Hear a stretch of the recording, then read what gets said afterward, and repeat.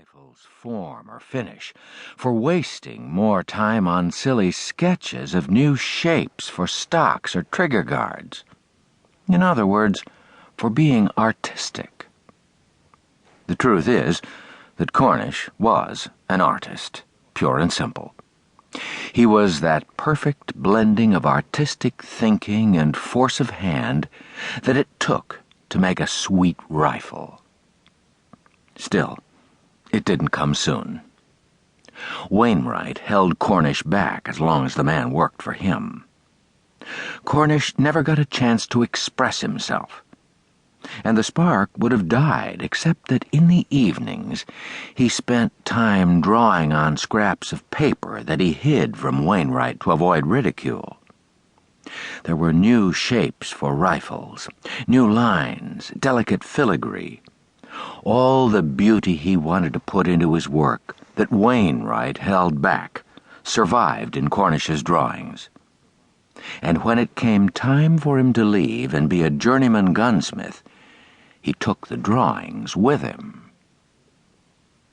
When he started his new shop near Philadelphia, Cornish was near penniless, and for nearly 2 years he worked only on bread-and-butter items, repair, retuning rifles and shotguns for hunters, making cheap trade rifles for barter with the Indians, just to get by.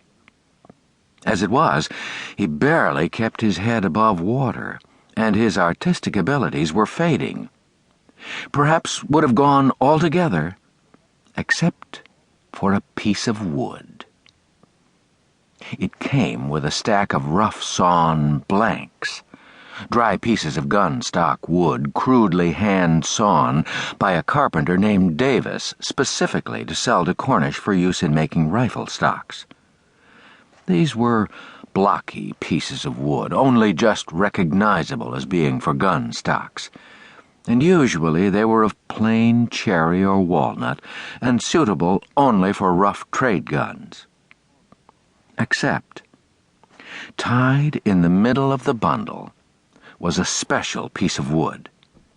It was 6 feet long, with the grain curved down naturally where the butt, or shoulder piece, came back, and when he pulled it from the bundle, it seemed to come alive in his hands.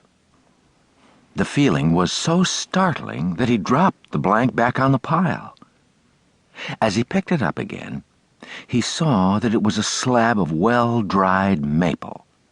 But this was not uncommon, and it wasn't until he looked closer that he saw the small marks scattered over the surface of the wood and knew it was a piece of striped or curly maple.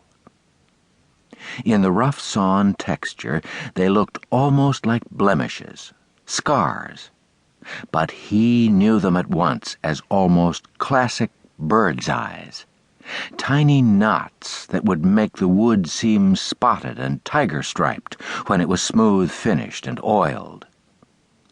He had never seen so many of the spots and stripes, never seen such a potentially beautiful gun stock, and he decided in that instant he would make a rifle to match the stock, would make the rifle of his dreams and drawings. And yet, it didn't happen fast. He still had to live, to eat, and during the days he made trade guns and did repairs and didn't work on his special rifle until after the evening meal.